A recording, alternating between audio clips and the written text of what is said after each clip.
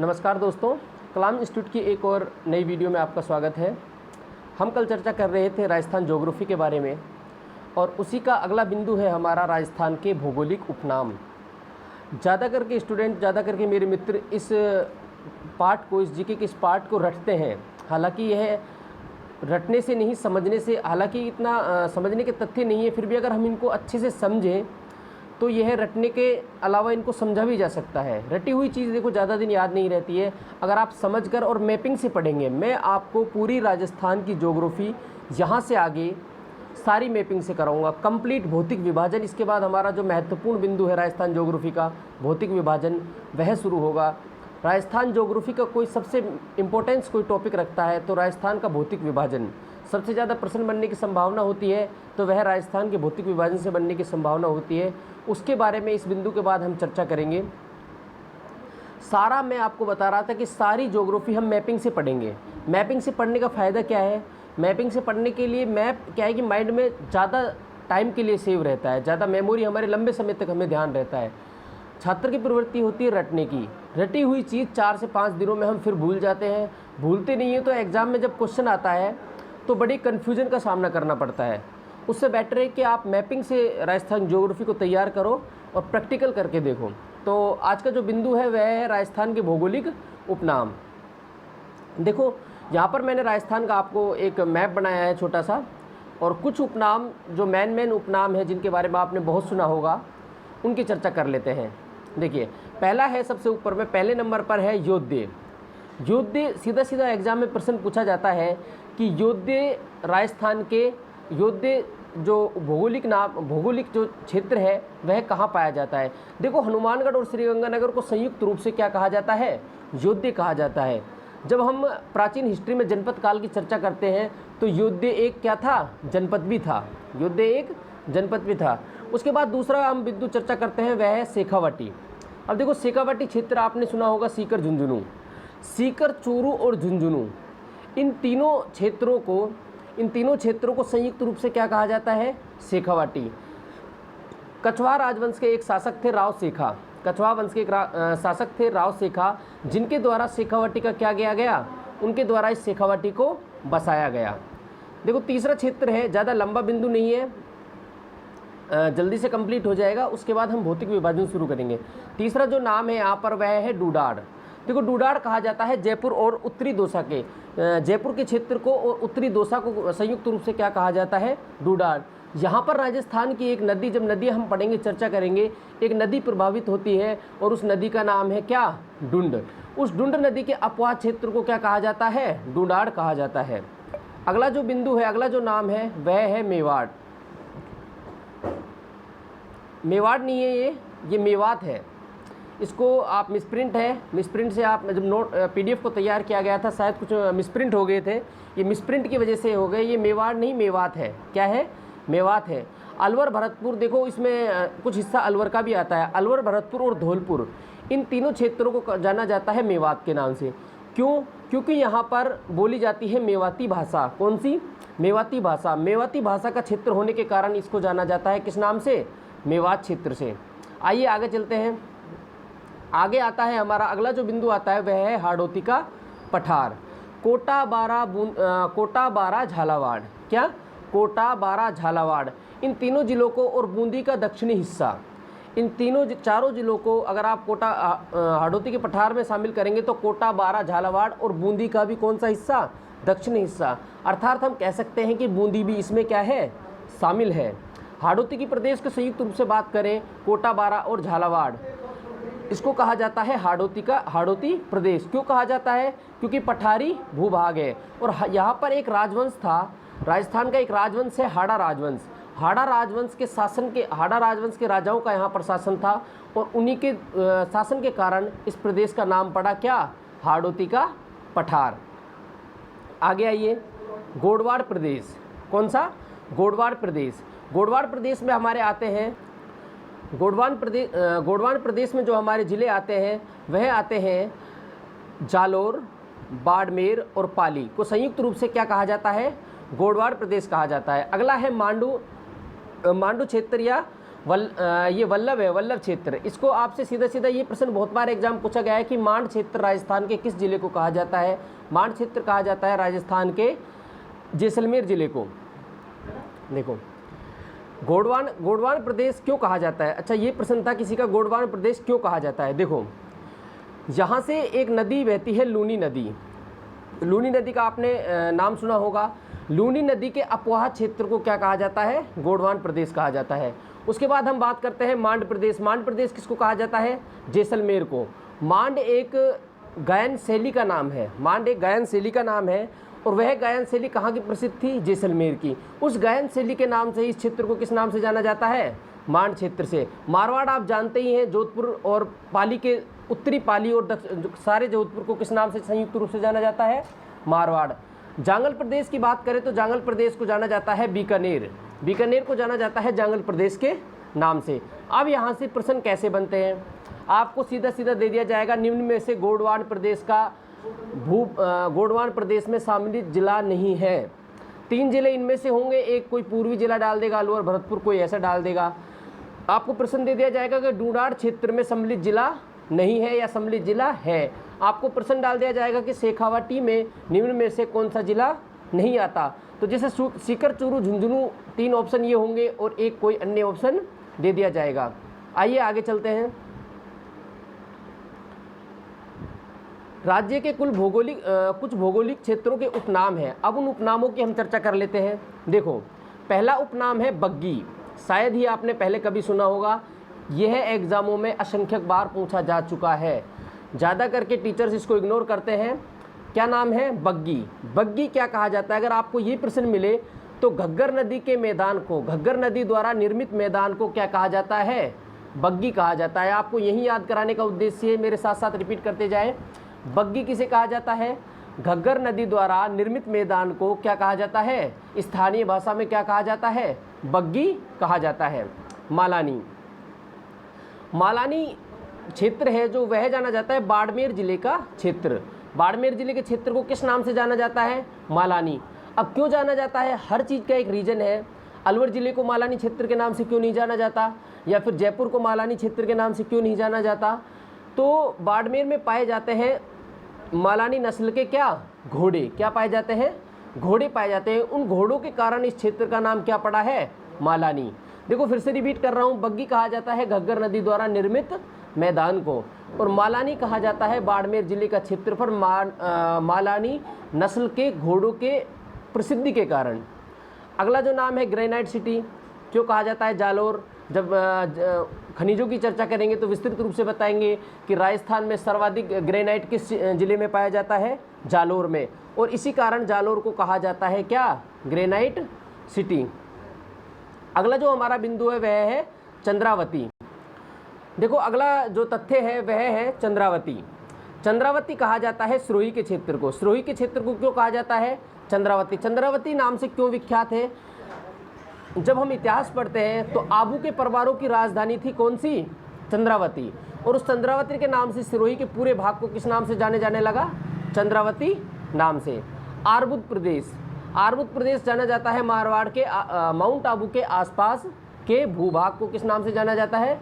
आर्बुद प्रवास के नाम से। देखो, फिर से यहाँ पर आ गया है गोंडवाना प्रदेश। गोंडवाना प्रदेश मैंने आपको बताया था लूनी बेसिन, लूनी नदी के अपवाह क्षेत्र को। अब लूनी नदी जहाँ जहाँ से निकलेगी वो प्रदेश क्या कहलाएगा? गोंडवाना क्षेत्र। मुख्यतः मैं आपसे चर्चा कर चुका था, कौन कौन सा? पाली, जालोर और सिरोही। इन क्षेत्रों को किस नाम से जाना जाता है? लूनी बेसिन। आपसे सारे जिलों को ना देकर एक ही इसका संयुक्त रूप से नाम पूछ लिया जाता है कि गोंडवाना प्रदेश को किस नाम से जाना जाता है? किस नाम से जाना जाता है? लूनी बेसिन।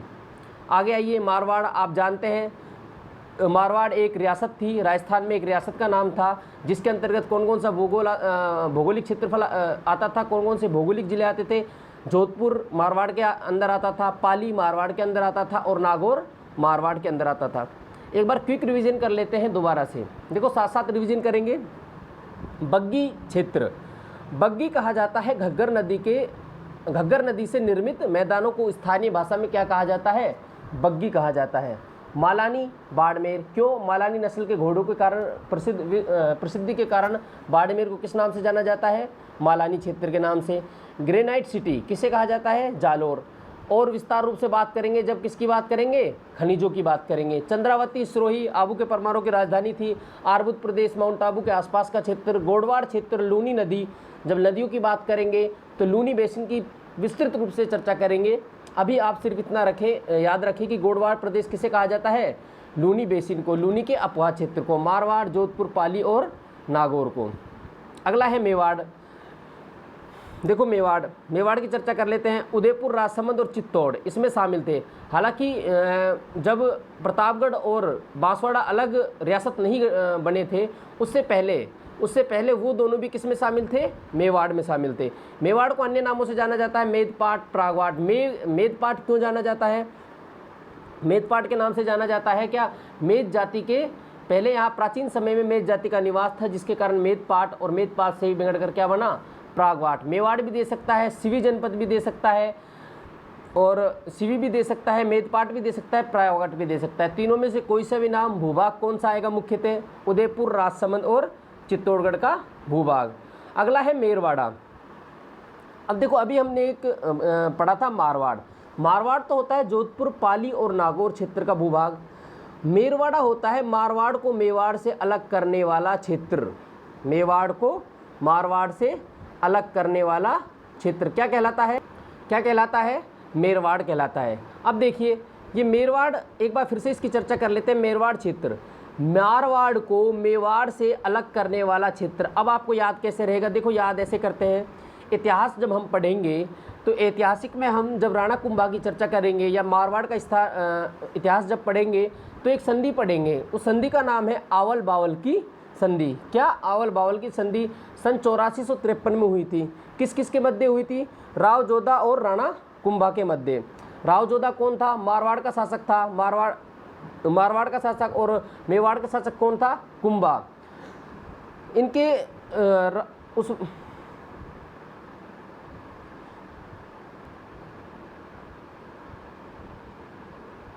देखो, कुछ टेक्निकल प्रॉब्लम आ गई थी।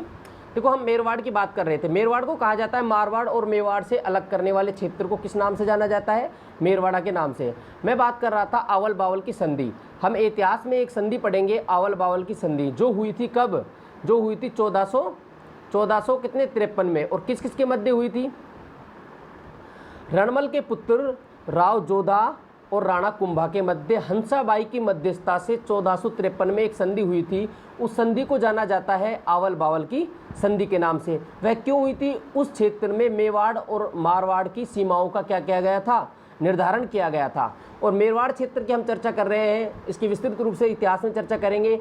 तो मेरवाड़ क्षेत्र जो कहा जाता है, वह कहा जाता है मारवाड़ को मेवाड़ से अलग करने वाले क्षेत्र को क्या कहा जाता है? मेरवाड़ा के नाम से जाना जाता है। आगे आइए, आगे चर्चा करते हैं। बांगर प्रदेश। देखिए, हम चर्चा कर रहे थे बांगर प्रदेश की। बांगर प्रदेश किसे कहा जाता है? देखो, दो तथ्य हैं, एक बांगर है और एक वागड़ है। क्या है? एक बांगड़, या बांगर को आपको बांगड़ भी दे सकता है, वागड़। बांगड़ में कौन कौन से आते हैं? इसको आपको बांगड़ भी दे सकता है। क्या? बांगड़, ये ठीक है। झुंझुनू, सीकर, नागौर, पाली जिलों के आसपास का अरावली के समांतर उच्च भूभाग। झुंझुनू, सीकर, नागौर, पाली जिलों का अरावली के समांतर उच्च भूभाग किस नाम से जाना जाता है? बांगर के नाम से जाना जाता है। और एक प्रदेश हम आगे पढ़ेंगे, आगे, बांगड़। देखो, जब बांगर और बांगड़ में आप अंतर कैसे करोगे? एक मात्र बिंदी का अंतर है। बांगर के बा के ऊपर मात्रा लग जाए तो वह कौन सा होगा? झुंझुनू सीकर वाला। और जब नीचे लग जाए तो कौन सा होगा? आगे चर्चा करेंगे। आगे चलो, आगे एक और है परिपत्र। ये प्रश्न भी बड़े एग्जामों में कई बार आपसे पूछा जा चुका है। कौन सा प्रश्न? परिपत्र। परिपत्र क्या है? परिपत्र क्या है? अब देखो, परिपत्र क्या है? परिपत्र है, अरावली को पुराणों में परिपत्र कहा गया है।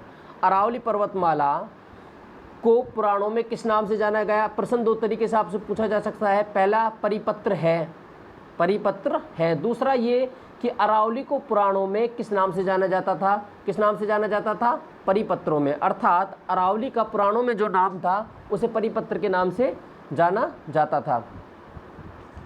अगला है अडावाटा। कौन सा? अडावाटा। दक्षिणी राजस्थान में अरावली को अडावाटा कहा जाता है। कौन से राजस्थान में? दक्षिणी राजस्थान में। यह स्थानीय भाषा में अरावली का जो नाम है वह है अडावाटा। ये प्रश्न भी बहुत बार पूछा जा चुका है कि अडावाटा है। अडावाटा क्या है? दक्षिणी राजस्थान में अरावली को क्या कहा जाता है? अडावाटा। एक अगला नाम है अडावल। अरावली को बूंदी जिले में क्या कहा जाता है? अडावल कहा जाता है। क्या कहा जाता है? अडावल कहा जाता है। देखो, अभी हमने बांगड़ की चर्चा की थी, आगे बात कर लेते हैं वांगड़। अभी मैं आपको बता रहा था वांगड़, लाट प्रदेश, नागखंड, पुष्प प्रदेश, अलग अलग नामों से इसको जाना जाता है। कौन कौन से नाम हैं फिर से चर्चा कर लेते हैं। वागड़, लाट प्रदेश, नागखंड, पुष्प प्रदेश। चारों में से कोई सा भी नाम आपको दिया हो, चारों का एक ही मतलब है। बांसवाड़ा और डूंगरपुर जिले का संयुक्त रूप से जो नाम है वह है बांगड़।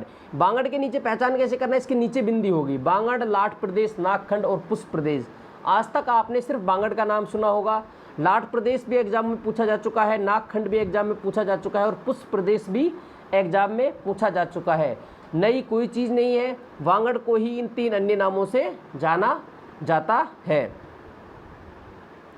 आगे है रूमा। क्या है? रूमा। रूमा क्या है? रूमा है सामर झील का प्राचीन नाम। RS प्री 2016 में प्रश्न पूछा जा चुका है कि रूमा क्या है? क्या है? सामर झील का प्राचीन नाम। अगला क्या है? देखो, एक है रूमा और एक है रोमक। एक है रूमा, एक है रोमक। रूमा है सामर झील का प्राचीन नाम और रोमक है सामर झील से प्राप्त होने वाले औषधीय नमक को किस नाम से जाना जाता है? रोमक के नाम से जाना जाता है। समझ में आ गया होगा। देखो, दोनों नाम आपके लिए नए होंगे, इससे पहले आपने इनको नहीं सुना होगा। दोनों ही नाम अलग अलग एग्जामों में पूछे जा चुके हैं। मित्रों, अब पुरानी शैली के एग्ज़ाम नहीं आ रहे हैं। एग्ज़ाम के पैटर्न को देखते हुए, एग्ज़ाम के स्टैंडर्ड धीरे धीरे जिस तरह से कंपटीशन बढ़ता गया है उसी तरह स्टैंडर्ड भी बढ़ता गया है और आप पुरानी तैयारियों के अनुसार अब तैयारी को लाकर सिलेक्शन नहीं पा सकते। अपने आप को भी आपको अपडेट करना होता है और ज़िंदगी में अपडेट होना बहुत ज़रूरी है। देखो, रूमा और रोमक। रूमा क्या है? सामर झील का प्राचीन नाम। और रोमक क्या है? सामर झील से प्राप्त होने वाला औषधीय नमक जो औषधियों में काम लिया जाता है। अगला है अनंत गोचर। क्या है? अनंत गोचर। अनंत गोचर किस क्षेत्र कहाँ से कहाँ तक है? देखो, सामर झील से सीकर तक एक पट्टी विस्तृत है। एक हरी भरी घास की पट्टी विस्तृत है। उस हरी भरी घास की पट्टी को कहा जाता है अनंत गोचर। अगला है सपाद लक्ष्य। सपाद लक्ष्य, देखो, जब हम वासुदेव चौहान ने जब सांभर के निकट चौहानों की स्थापना की थी 551 में, उस वक्त सपाद लक्ष्य क्या था? राजधानी थी। राजधानी थी और उस राजधानी का क्षेत्र था वो था सांभर जिले के दक्षिणी क्षेत्र को क्या कहा जाता था? सपाद लक्ष्य। ये सपाद लक्ष्य जब हम अजमेर के चौहान पढ़ेंगे उसमें भी आपको बहुत सुनने को मिलेगा। अगला है राठ या अहीरवाट। राठ कह लें, राठ क्षेत्र कह लें, या अहीरवाड़ कह लें, या अहीरवाट कह लें। हरियाणा, अलवर जिले का हरियाणा को स्पर्श करता हुआ क्षेत्र। अलवर जिले का हरियाणा को स्पर्श करता हुआ क्षेत्र, जहां मुख्यतः कौन सी भाषा बोली जाती है? राठी भाषा बोली जाती है, जिसके नाम से ही उस क्षेत्र का क्या नाम पड़ा? राठ क्षेत्र। अहीर बहुल्य क्षेत्र है। कौन सा? अलवर जिले का हरियाणा को स्पर्श करता हुआ क्षेत्र कौन सा है? मुख्यतः कौन सा क्षेत्र आता है? बहरोड क्षेत्र अलवर का इसमें आता है। अगला है आलोर या सालू प्रदेश। आलोर या सालू प्रदेश। प्राचीन समय में अलवर जिले को सालू प्रदेश के नाम से जाने जाते थे और हिस्ट्री में जब हम इतिहास की बात करेंगे तो अलवर को ही किस नाम से जाना जाता है? आलोर को। ऐसा माना जाता है कि हसन खां मेवाती के पिताजी का नाम था हसन खां मेवाती। आप खानवा का युद्ध पढ़ोगे तो खानवा के युद्ध में एकमात्र मुस्लिम शासक जो राणा सांगा के साथ था वह था हसन खां मेवाती, और एकमात्र शासक, राजस्थान के संपूर्ण शासक उस खानवा के युद्ध में सम्मिलित हुए थे, एक हुए थे, और एकमात्र शासक था जो युद्ध क्षेत्र में मारा गया था वह भी था कौन? हसन खां मेवाती। हसन खां मेवाती के पिताजी के नाम पर इस क्षेत्र को किस नाम से जाना जाता है? आलोर। और आलोर से ही बिगड़कर क्या बना? अलवर। आगे चलिए, ब्रज प्रदेश। कौन सा? ब्रज प्रदेश। देखो, ब्रज प्रदेश किसको कहा जाता है? भरतपुर व धौलपुर को। क्यों कहा जाता है? मुख्यतः भरतपुर और अलवर दोनों ही किसके साथ सीमा बनाते हैं, हम पहले चर्चा कर चुके थे, यूपी के साथ। और यूपी में मुख्यतः कौन सी भाषा बोली जाती है, ब्रज भाषा बोली जाती है। ब्रज भाषा के प्रभाव के कारण ही भरतपुर और धौलपुर को क्या इस नाम से जाना जाता है, ब्रज प्रदेश के नाम से जाना जाता है। अगला है डांग प्रदेश। धौलपुर, करौली और सवाई माधोपुर का क्षेत्र डांग प्रदेश। डांग प्रदेश नाम इसका क्यों पड़ा, देखो डांग शब्द बना है किससे, डाकू से, डाकू से। धौलपुर, करौली और सवाई माधोपुर, जब हम नदियां पढ़ेंगे तो एक नदी का आपसे जिक्र करेंगे, चंबल नदी। कौन सी नदी, चंबल नदी। चंबल नदी जब धौलपुर और करौली और सवाई माधोपुर से निकलती है तो बीहड़ क्षेत्र और कंदराओं का क्या करती है, निर्माण करती है। एक भूल भुलैया बनाती है, बड़ी बड़ी कंदराएं बनाती हैं। जल अपर्दन के कारण उन कंदराओं का निर्माण होता है, जिनमें क्या होता था, मुख्यतः डाकुओं का निवास होता है। और उन डाकुओं के डाकू शब्द से ही बना है क्या, डांग प्रदेश। आपसे प्रश्न आएगा डांग प्रदेश में सम्मिलित जिला नहीं है, तो कौन नहीं है, इन तीनों के अलावा कोई भी नहीं है। यह प्रश्न आएगा, चौथा कोई और जिला दे देगा। यह प्रश्न आएगा डांग क्षेत्र में सम्मिलित जिले हैं, तो कौन कौन से हैं, धौलपुर, करौली और सवाई माधोपुर। देखो अगला क्षेत्र है सपाद। सपाद क्या है, देखो करौली सवाई माधोपुर जिलों का एमपी को स्पर्श करता हुआ भाग कौन सा है, ये भी आपके लिए नया होगा, निश्चित तौर से आपने पहली बार सुना है। सपाद क्या है, सपाद करौली प्लस सवाई माधोपुर जिले का एमपी को स्पर्श करने वाला भूभाग किस नाम से जाना जाता है, सपाद नाम से जाना जाता है। आगे बढ़ते हैं, अगला नाम है रड। ये भी आपके लिए नया होगा निश्चित तौर से। रड किसको कहा जाता है, देखो मैं जितने भी भौगोलिक उपनामों की आपसे चर्चा कर रहा हूँ ये किसी ना किसी एग्जाम में जरूर पूछे गए हैं। देखो रड क्या है, बूंदी जिले का पश्चिमी पथरीला भूभाग किस नाम से जाना जाता है, रड क्षेत्र के नाम से जाना जाता है। कौन सा जिला, बूंदी। और बूंदी में भी मुख्यतः पूछे तो कौन सा क्षेत्र, बूंदी का पश्चिमी क्षेत्र। अगला है खेराड़। टोंक, बूंदी, भीलवाड़ा का क्षेत्र, टोंक, बूंदी, भीलवाड़ा का क्षेत्र किस नाम से जाना जाता है, खेराड़ क्षेत्र के नाम से। मुख्यतः वहाँ पर भाषा बोली जाती है कौन सी, खेराड़ी। और खेराड़ी भाषा के कारण ही इसका नाम क्या पड़ा, खेराड़। देखो दो शब्द हैं, एक खेराड़ और एक है माल खेराड़। टोंक सवाई माधोपुर को स्पर्श करता हुआ क्षेत्र, टोंक और सवाई माधोपुर में तो कौन सा है, माल खेराड़। और खेराड़ कौन सा है, टोंक, बूंदी और भीलवाड़ा। दोनों में अंतर याद रखना है बस आपको। अगला है सूरसेन प्रदेश। कौन सा है, सूरसेन प्रदेश। देखो सूरसेन, अगला है सूरसेन प्रदेश। सूरसेन प्रदेश, सूरसेन मत्स्य जनपद में एक जनपद काल में क्या था, एक जनपद भी था। सूरसेन क्या था, जनपद भी था। और उस जनपद की राजधानी कौन सी थी, मथुरा। सूरसेन जनपद काल में सूरसेन एक जनपद भी था और जनपद काल में उसकी राजधानी थी मथुरा। अब सूरसेन में राजस्थान के कौन कौन से भौगोलिक भाग आते हैं, भरतपुर, धौलपुर, करौली, क्या किस नाम से जाना जाता है, सूरसेन प्रदेश के नाम से जाना जाता है। देखो अगला बात करते हैं ग्रेलोट। कौन सा, ग्रेलोट या गिरलोट, कई अन्य नामों से भी इसको जाना जाता है। उदयपुर शहर की स्थापना से पहले उदयपुर शहर की स्थिति गहलोत कहलाता था। क्या है ये, गहलोत। स्थिति वह क्या कहलाती थी, गहलोत। देखो फिर से समझो, गहलोत उदयपुर शहर की स्थापना से पहले जहां उदयपुर शहर स्थित है वह क्या कहलाता था, गहलोत कहलाता था। क्या कहलाता था, गहलोत। समझ में आ गया, ऐसे याद नहीं रहता तो वर्तमान राजस्थान के सीएम अशोक गहलोत वो कहाँ से हैं, जोधपुर से हैं। लेकिन यहाँ बात किसकी हो रही है, उदयपुर की। जहाँ वर्तमान क्षेत्र में उदयपुर है उस वक्त किसी समय में कौन सा क्षेत्र, उस क्षेत्र को किस नाम से जाना जाता था, गहलोत के नाम से। तो ये हो गया हमारे मुख्यतः कौन से, राजस्थान के भौगोलिक उपनाम। कोई उपनाम ऐसा नहीं बचा है जो किसी एग्जाम में पूछा नहीं गया हो और सारे ही परीक्षा की दृष्टि से बहुत बहुत महत्वपूर्ण है। अगली क्लास में दोस्तों हम चर्चा करेंगे राजस्थान के भौतिक विभाजन के, फिजिकल डिवीजन ऑफ राजस्थान की हम चर्चा करेंगे। राजस्थान की ज्योग्राफी का सबसे बड़ा और सबसे महत्वपूर्ण टॉपिक है और सारा भौगोलिक विभाजन। अब देखो यहाँ से आगे के जो भी टॉपिक हैं उनको हम किससे पढ़ेंगे, मैपिंग से पढ़ेंगे। चाहे जलवायु हो, चाहे मृदा हो, चाहे भौतिक विभाजन हो, सभी को हम किससे पढ़ेंगे, जलवायु से मैपिंग से पढ़ेंगे।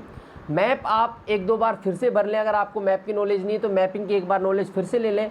मैपिंग से चीज़ें आपके माइंड में परमानेंट स्थायी हो जाएंगी और शानदार मैपिंग के द्वारा आपको चीज़ों को कवर कराया जाएगा। आज के लिए इतना ही, धन्यवाद। कलाम इंस्टीट्यूट चैनल को लाइक और सब्सक्राइब ज़रूर करें और अपने दोस्तों तक शेयर ज़रूर करें। धन्यवाद।